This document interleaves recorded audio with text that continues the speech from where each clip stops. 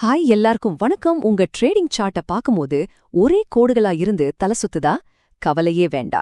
இன்னைக்கு டெக்னிக்கல் அனாலிசிஸ்ல ரொம்பவே முக்கியமான சப்போர்ட் அண்ட் ரெசிஸ்டன்ஸ் இதை எப்படி சுலபமா புரிஞ்சுக்கிட்டு மாஸ்டர் பண்றதுன்னு பார்க்க போறோம். சரி வாங்க உள்ள போலாம்.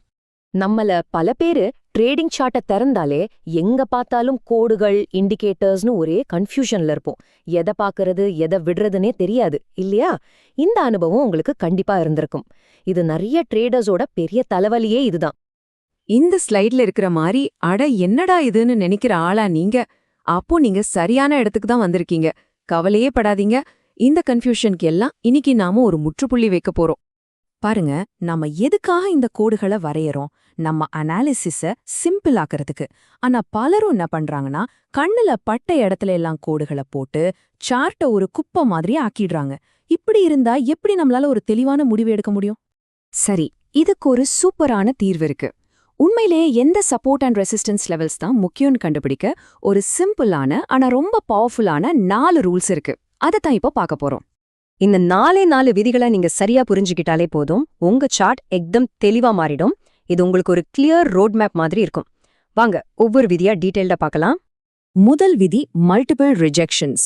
இதை இப்படி கற்பனை பண்ணி பாருங்களேன். நீங்க ஒரு பந்த சுவர்ல அடிக்கிறீங்க. அது ஒரே இடத்துல திரும்ப திரும்ப பட்டு திரும்புதுன்னா அதுக்கு என்ன அர்த்தம்? அந்த சுவர் ரொம்ப ஸ்ட்ராங்கா இருக்குன்னு அர்த்தம். அதே மாதிரிதான் ஒரு பிரைஸ் லெவல்ல விலை பல முறை பட்டு திரும்பினா அது ஒரு ரொம்ப வலுவான சப்போர்ட் அல்லது ரெசிஸ்டன்ஸ் ஏரியா. ரெண்டாவது விதி, ஒரு இடத்துல இருந்து பிரைஸ் ரொம்ப வேகமா நகரணும். சும்மா லைட்டா மேலேயும் கீழேயும் போறதெல்லாம் கணக்குல வராது. ஒரு இடத்துல இருந்து விலை ராக்கெட் மாதிரி மேல போகணும், இல்லனா ஒரு பெரிய அருவி மாதிரி கீழே விழணும். அப்படி நடந்தா அந்த ஆரம்ப புள்ளி ஒரு புது முக்கியமான லெவலா உருவாகிடும். மூணாவது விதி ரொம்பவே இன்ட்ரெஸ்டிங்கானது. அதுக்கு பேரு ரோல் ஃபிளிப். அதாவது ஒரு காலத்துல தரையா, அதாவது சப்போர்ட்டா இருந்த ஒரு லெவல் உடைக்கப்பட்ட பிறகு அதுவே கூரையா, அதாவது ரெசிஸ்டன்ஸா மாறிடும். அதே மாதிரி ரெசிஸ்டன்ஸ் உடைக்கப்பட்டா அது சப்போர்ட்டா மாறிடும். இது மார்க்கெட்ல நடந்துகிட்டே இருக்கும். இப்போ நான் சொல்ல போறது ரொம்ப ரொம்ப முக்கியமான ஒரு விஷயம். நல்லா கவனிங்க. சப்போர்ட் ரெசிஸ்டன்ஸ்ங்கிறது ஒரு பென்சில்ல போட்ட மெல்லிய கோடு கிடையாது. அது ஒரு ஏரியா, ஒரு ஜோன். விலை கரெக்டா அந்த கோட்டை தொடணும்னு எந்த அவசியமும் இல்ல. அந்த ஏரியாக்குள்ள வந்துட்டு திரும்பினாலே போதும். இந்த ஒரு விஷயத்த நீங்க மனசுல வச்சுக்கிட்டாலே உங்க ட்ரேடிங்ல பெரிய மாற்றம் தெரியும். கடைசி 4வது விதி, பழையத மறந்துடுங்க. ஆமா, உங்க சார்ட்ல 6 மாசத்துக்கு முன்னாடி 1 வருஷத்துக்கு முன்னாடி இருந்த லெவல்ஸ் எல்லாம் இப்போ தேவையில்ல. மார்க்கெட் மாறிடுச்சு. அந்த பழைய கோடுகள் இப்போ உங்களுக்கு குழப்பத்தை தான் தரும். அதனால இப்போதைய பிரைஸ்க்கு பக்கத்துல இருக்கிற லெவல்ஸ்ல மட்டும் கவனம் செலுத்துங்க. சார்ட்டை எப்பவும் சுத்தமா வச்சுக்கோங்க.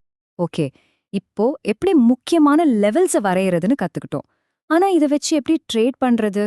அதுக்கு தான் இப்போ ஒரு 3 ஸ்டெப் கொண்ட ஒரு சூப்பர் ஸ்ட்ராட்டஜிய பார்க்க போறோம். ஒரு ட்ரேட்ல நுழையறதுக்கு முன்னாடி நீங்க இந்த 3 விஷயத்தையும் செக் பண்ணணும். இது உங்க செக்லிஸ்ட் மாதிரி. 1, பிரைஸ் நம்ம வரைஞ்ச கீ லெவல்ல இருக்கணும். 2, அங்க ஒரு ரிவர்சல் கேண்டில் பேட்டர்ன் உருவாகணும். 3, மூவிங் ஆவரேஜ் நமக்கு சிக்னல் கொடுக்கணும். இந்த 3 நடந்தா மட்டும்தான் என்ட்ரி. சரி, தியரி எல்லாம் போதும். வாங்க இப்போ நிஜமான சார்ட்ல இந்த 3 உறுதிப்படுத்துதல் உத்தி எப்படி வேலை செய்துன்னு 2 உதாரணங்களோட பார்க்கலாம்.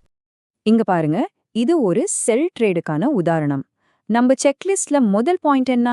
பிரைஸ் ஒரு கீ லெவல்ல இருக்கணும். இங்க பாருங்க, கரெக்டா ஒரு ஸ்ட்ராங்கான ரெசிஸ்டன்ஸ் ஏரியாக்கு வந்திருக்கு. சரி, 2வது பாயிண்ட், ஈவினிங் ஸ்டாருங்கிற ஒரு ரிவர்சல் பேட்டர்ன் உருவாகியிருக்கு. இது விலை கீழே போக போகுதுன்னு சொல்லுது. 3வதா, மூவிங் ஆவரேஜ் கிராஸ் ஓவரும் அதை உறுதி செஞ்சிருச்சு. 3 சிக்னலும் கிடைச்சிருச்சு. இதுதான் ட்ரேட் எடுக்க சரியான நேரம். ட்ரேட் எடுத்த மட்டும் போதுமா? அதை சரியா நிர்வகிக்கணும். உங்க ஸ்டாப் லாஸ அந்த ரெசிஸ்டன்ஸ் லெவலுக்கு கொஞ்சம் மேல வைங்க. கொஞ்சம் மூச்சு விடுறதுக்கு இடம் வேணும் இல்லையா? அப்போதான் சின்ன பிரைஸ் மூவ்மெண்ட்ல உங்க ஸ்டாப் லாஸ் ஹிட் ஆகாது. உங்க டார்கெட்டை அடுத்த சப்போர்ட் லெவல்ல செட் பண்ணுங்க.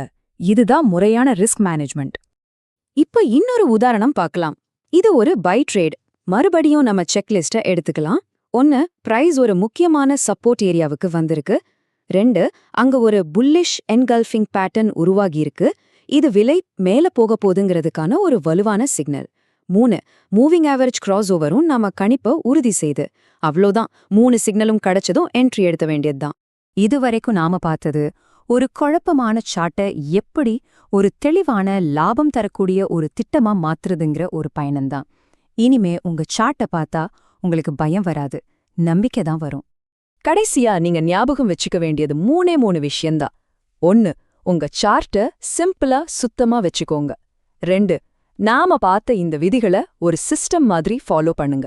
3. இதுதான் ரொம்ப முக்கியம், அவசரமே படாதீங்க. சரியான வாய்ப்பு வர வரைக்கும் பொறுமையா காத்துருங்க. ட்ரேடிங்ல பொறுமை தான் பணத்தை சம்பாதிச்சு தரும். இப்போ உங்க கையில ஒரு தெளிவான திட்டம் இருக்கு. இனிமே குழப்பமான கோடுகள் உங்களை பயமுறுத்தாது. ஒவ்வொரு ட்ரேட்க்கும் முன்னாடி நான் தயாரான்னு உங்களையே கேட்டுக்கோங்க. சரியான திட்டமிடலோடு நீங்க எடுக்கிற ஒவ்வொரு ட்ரேடும் உங்க வெற்றியை நோக்கிய ஒரு படிதான். நீங்க தயாரா?